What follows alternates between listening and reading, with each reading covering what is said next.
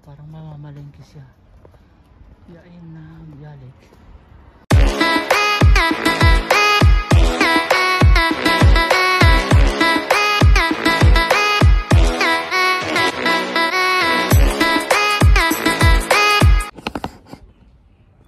What's up mga guys? Good morning everyone. Kumusta po tayong lahat?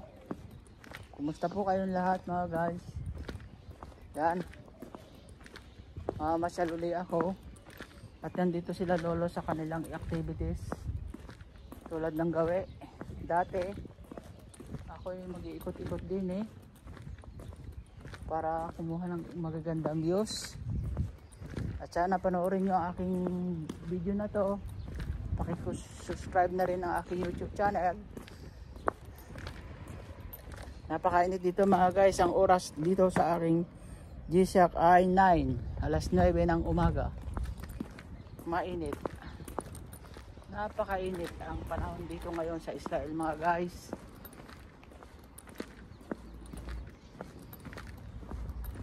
Matindi ang init talaga. Grabe. Ito, mamasala naman si Kadonski, maglalakad-lakad kaysa nakaupo doon. Nabigyan ko na naman ng gamot sina lola at lola, kaya malaya na naman tayo. Yun naman ay buha doon, activities, kaya may mag-aasikaso doon. Kanina nung paalis kami, nako, nakalimutan ako, kaya makakuha naman yung driver ng service namin, medyo suplado. Ay, walang magawa, may nalimutan sa taas, kaya yun, bumalik ako. 5 minutes lang naman. Ito kasi sila walang pasensya, nagawa, nalimutan yung mahalagang bagay kay lolo, gamot niya. Kaya sabi ko, pasensya na lang, di na mauulit. Yan mga guys, ang dito sa Israel, ayan o, grabe. Bakita ko sa inyo mga unahan dito ang dadaanan ko, diba? Ganda, magandang pagmasdan ang place na to. Dito kaya ako dumaan, doon pa punta doon.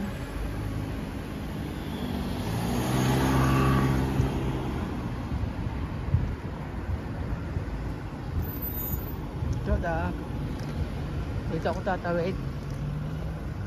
Malamig-lamig pa naman ang init, kaya ako mag-ikot-ikot. Ganda ng pick up na yun, no? Black. Dito ako ngayon sa place na to. Oh, tahimik dito walang masyadong sasakyan, di ba? Baka may makita ko ditong park, di ba? Dito ang mga bahay dito hanggang up and down lang, hindi tulad doon sa amin, puro mga building na matataas, nasa 12 storage, 20 palapag. Dito mabababa, parang kwanto, kibbutz, village, ganyan. Kaya parang nasa probinsya siya, Dito kasi medyo malapit lang din kina lolo, mga 10 minutes sa service na nilalakbay, na tinatakbo nung service nila. Kaya malapit lang. Hindi ko lang kabisado talaga ang paikot-ikot dito. Dito ko lang kabisado yung ang lugar na malapit sa kanilang activities. At kung hindi ko naman alam ang daan ng sisikutan ko, babalikan ko, ay babalik uli ako dito sa dinaanan ko. Ganun lang yun. Yan Yan yung mga bahay parang saan ba siya, probinsya, ang tahimik. Di tulad dun sa highway. Dun sa highway kasi puro mga sasakyan. Dito wala, puro nakahinto. May lalabas man, yun. Ay, buhay. Ang init-init ng panahon. Eto, dito ngayon ako sa isang block. Ang ikutan ko ay block by block para hindi ako masyadong maligaw.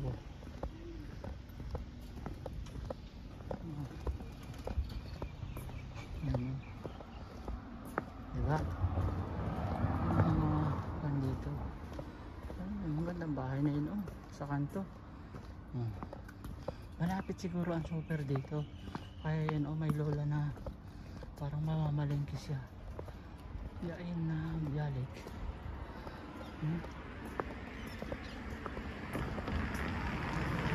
Dito, super. Oo. Dito ako. Ayan, avocado. Avocado tree. Malapit lang dito siguro ang super. Kaya may mga agala yung mga matatanda. Diba mga guys? Yung mga kwan sila. Yung agala na hila-hila. Bag ba na may kulong. Yung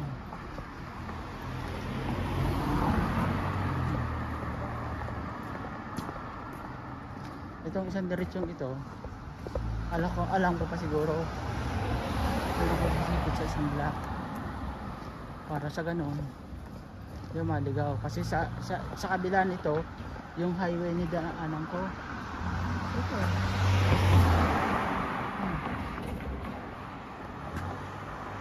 Meron dyan parang parking tahimik dito, madalang ang sasakyan mga guys. Oh. Nelly Street, Nelly Street, walang park. Mas maganda sana makakuha ng mga view sa mga park, pero ito yan oh, ito naman yun oh, ganda ng mga view dito, bako, bahay, diba?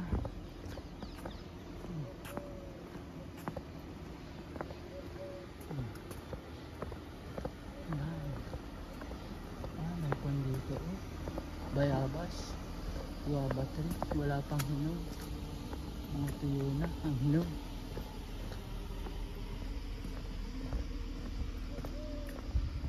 Ito walang edit to mga guys. Ayan park oh. Oh, di ba? Ah, dito muna ako. Papahinga. At ito pa, isang park pa. Pero dito, open dito. Dito muna ako. Mag-ikot-ikot. Maganda, wala mga bata. Park siya. Ganda oh. Oh, yan mga guys oh. Diba? Oh, mga ibon. Ibong parot. Diba? Oh, yan. Ibang park ito mga guys. Ngayon ko lang ito narating. Itong park na to. May duyan pa dito. Diba? Tapos ikot ako doon. Oh, yan oh. Gandang park siya. Malinis ang park. May siso pa dito oh. Then oh, ganda siya oh. Diba? Magandang park to mga guys. Kita naman ninyo. Oo. May manta siya. Yung parang screen. Diretso na ako dito. Sa ibang kuwan. Dito diretso ako dito. Diretso para makakita ng ibang view na magaganda. Diba? Yan, isang park pa ginagawa. Bakit to?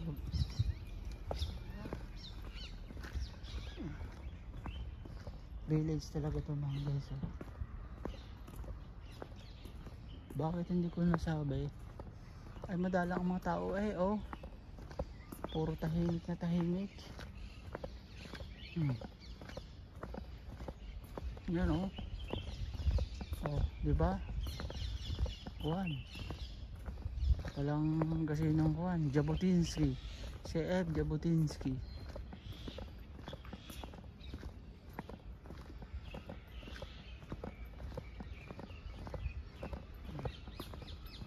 Dito may isang park pa dito mga guys, oh.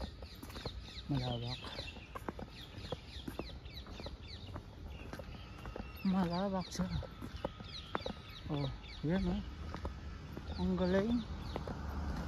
Malinis ang kapaligiran. Yan oh. Saan ako ngayon?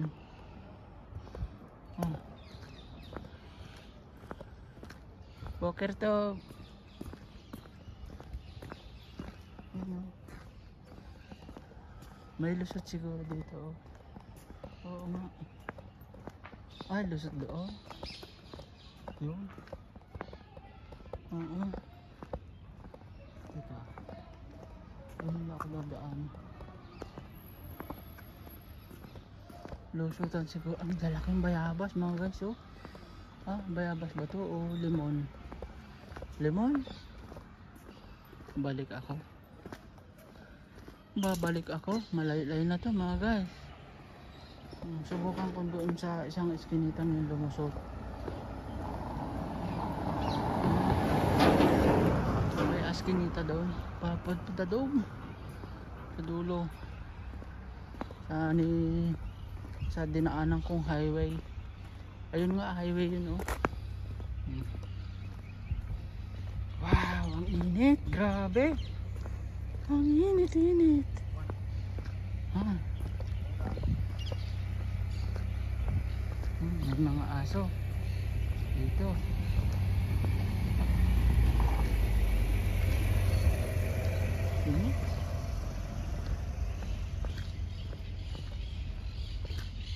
Oh, puro nang hiba ng makakuha nyo mga guys oh.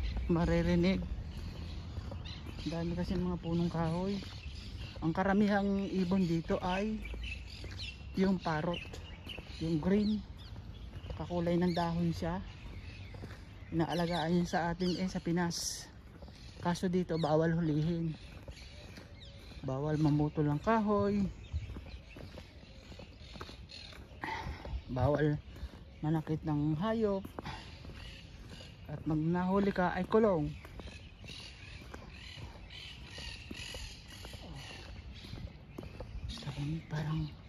Parang panto ng mga bata. Eskwelahan. Si MJ Butinski.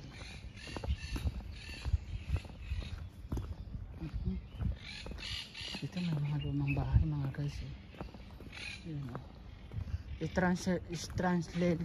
Google ko nga ito mamaya oh. Yung vlog na yun. Kung anong pangalan. Translate ko lang. Kung anong English dyan. Baka plug. Yung Israel. Parang itong bahay na ito haunted house na. Yan oh. Walang tao. Pero ang laki. Laki ng bahay nito. Hindi na, wala nang natuloy siguro. Ano ba to? Highway? Ay, sika. Ang dami masyadong masasakyan. Ay, ito nga highway na to.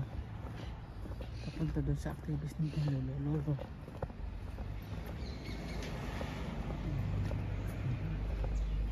Ito siguro yung building na dinaanan ko noon. Gandang bahay mga guys oh. Diba? Ito naman yan. Mga kotse. Gaganda. Mamili na kayo. Kung anong kulay gusto nyo. Pili lang. Wag ko ha. Dito na ako dadaan. Ito na nga. Ito na dinaanan ko. Dito ako dadaan. Sa malilim. May malilim naman siya. Daanan. Parang yun ang kinalolo oh. Yung building na yun oh.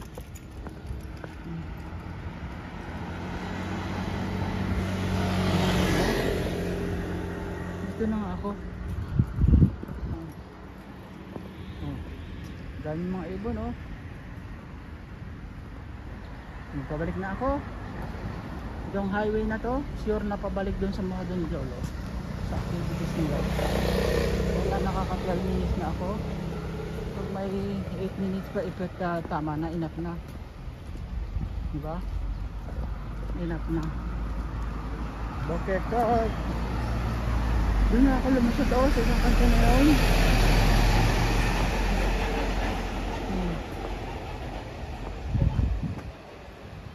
Saan kaya doon yung patela doon? Oh, may number. Dito naman kayang pumasa ng ano ito? Libro.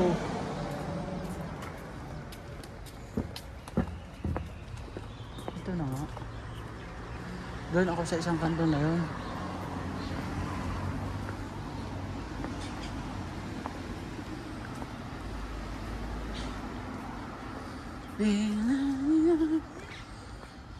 Parang kupat kulim ito. Oo nga, kupat kulim oh. Yun oh. Hindi lang klalit. Kung ba? Tawag nito. Butika. Center. Center. Oo. Center. Ang kanang kupat kulim ay center. Sa atin. Center siya.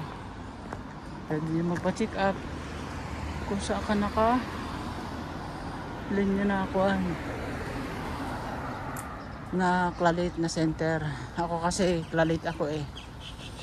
Madaming uri dito ng walang center, yung medical insurance. Kung saan ka ikuha ng amo mo.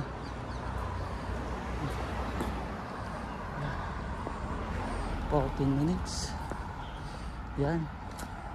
Pabalik na ulit ako sa activities nila lolo. 37 Tel Aviv siguro yun.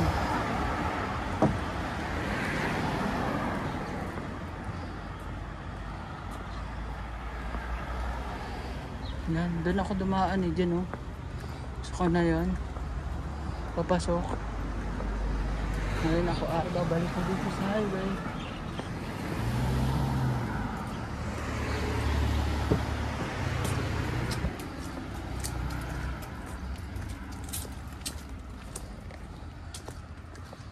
Dito kasi ang iniiwasan ko ay baka may maselan na ma-videohan tao. Mayroon kasing ganyan eh.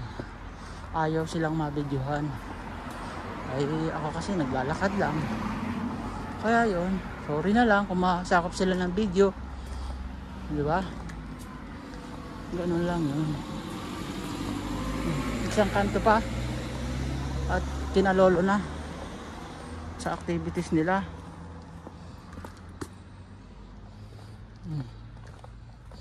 Malayo-layo rin ang aking narating. Halhal ako eh. Ako'y madaling hingalin. Bakit ganun ang pakiramdam ko? Sobrang taba, kolesterol. Nagda-diet naman ako, konti naman akong kumain. Kaya lang pag ako'y pupupo, parang kulang pa. Parang floated ang aking kuwan. Sorry, nabanggit ko. Yun lang yun. Yun ang pakiramdam ko kasi mga guys. Kaya ako madaling hingalin. Pag ako na may gutom, ang dami nasakit sa akin. Ano ba yan? Mag-diet ka, dami nararamdaman. Pag sobrang busog, hinahalhal, hinihingal. Ay ano gayon? Ay. Wala nang puntahan ng tao mga guys eh, ano? Comments lang kayo mga guys. Paano mai-advise nyo sa akin nararamdaman?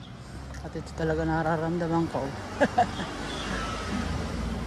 Hinihingal. Woo! Bago makarating. Ito, papasok na uli sa activities nila lolo. Yan, doon sa dulo pa yun ang kanilang activities.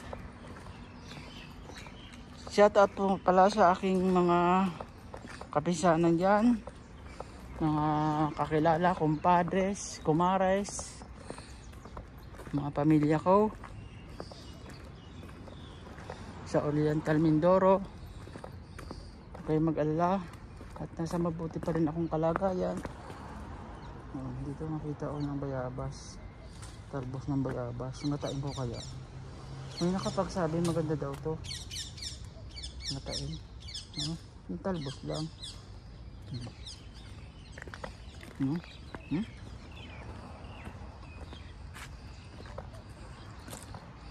Wah, pang pakla.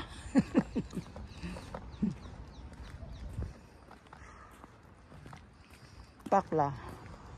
Ito sa atin parang tuba. Yung halaman na yan, mga bilog. Yun o. Hindi naman tuba siya, parang pamilya sa akin ang kwan na yun o. Dahon niya. Parang pinanggagamot yan. Ito, malapit-lapit na ako. Nakakailang minuto na baga ako. Ilan na ba to? 18? Oh, sige.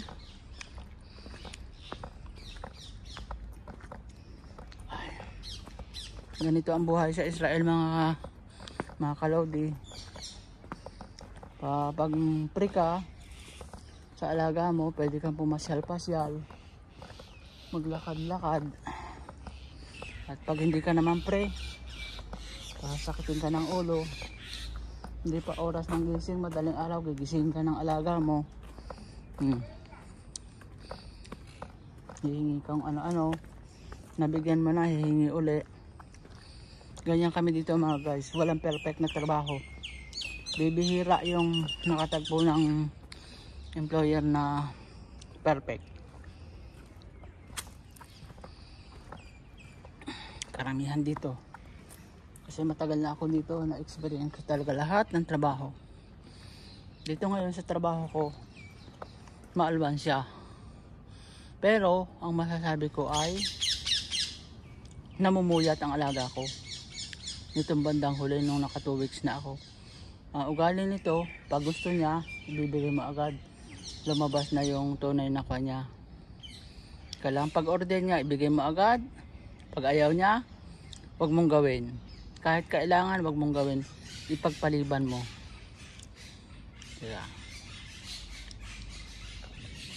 Kahapon nga mga guys, kahapon. Hindi uminom ng gamot buong hapon. Hindi talaga, kahit anong painom ko. Kahit dumating pa yung anak, ayaw niyang uminom. Yun talaga. Kumbaga sa ating hotel. Ang tandang ito. Yun naman sa kakuhan at matanda siya. Kaya lang nasasabi ko yung bangko dito. Mabait siya, mabait yung babae. Walang problema. Yung asawa niya si Lola. Napakabait, wala akong masabi. Pero si Lolo, nung bago lang ako, napakabait. Ngayon nag 2 weeks na ako, grabe. Hindi man lang nagtulog kahapon ng rest.